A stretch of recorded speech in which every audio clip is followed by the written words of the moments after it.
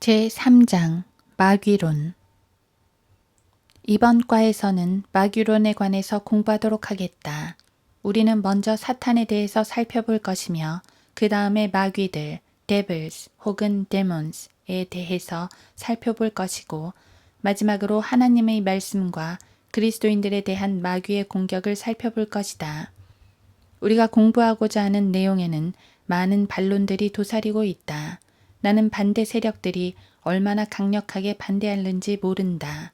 그러나 확실한 것은 당신이 보이지 않는 사탄의 왕국과 그의 사역과 정사, 권세 등을 공부할 때면 항상 무엇인가가 방해한다는 것이다.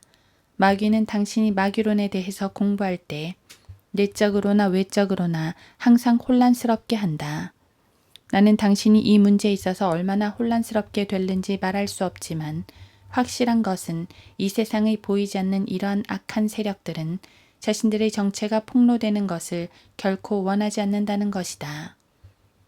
그들은 자신들의 신원이 확인되는 것을 원치 않는다. 우리가 하나님의 말씀을 통해 이러한 영적 실체들의 정체를 드러낼 때면 온갖 종류의 방해가 오게 마련이다. 그리스도의 삶은 마귀라고 불리는 사탄과의 전투이다. 그는 마귀라고도 불리고 사탄이라고도 불린다. 우리는 이것에 대해 나중에 다룰 것이다.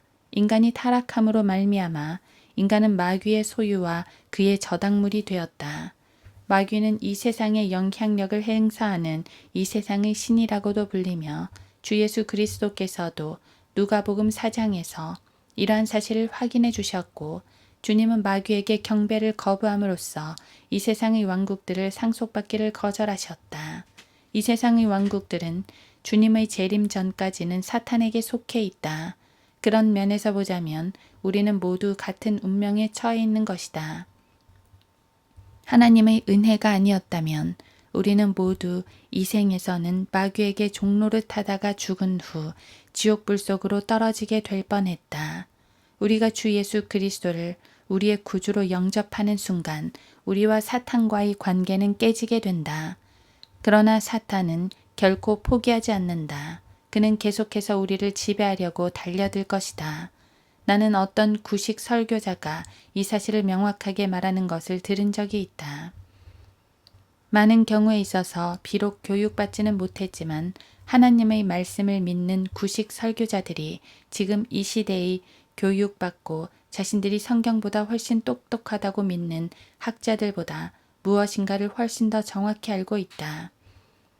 그 구식 설교자는 자신의 가족과 직장과 건강과 그 밖의 여러 가지 문제에 시달리고 있는 어떤 구령자에게 말했다. 자네는 많은 사람들을 그리스도께로 인도했었지. 그러자 구령자는 대답했다. 네. 설교자는 계속해서 말했다. 자, 자네에게 한 가지 물어보겠네.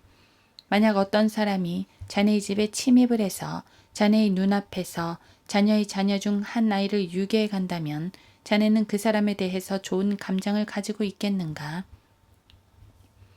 젊은 구령자가 대답했다. 아니요. 그러자 설교자는 말했다. 그렇다면 자네가 마귀의 자녀들을 납치했을 때 마귀가 자네에 대해서 어떻게 느낄 것이라고 생각하나? 이 이야기는 진리 이상의 것이 담겨 있다. 당신이 사람들을 그리스도께로 인도한다면 당신은 그들을 그들의 아버지로부터 빼앗는 것이다. 요한복음 8장 44절에서 그리스도께서 말씀하신다.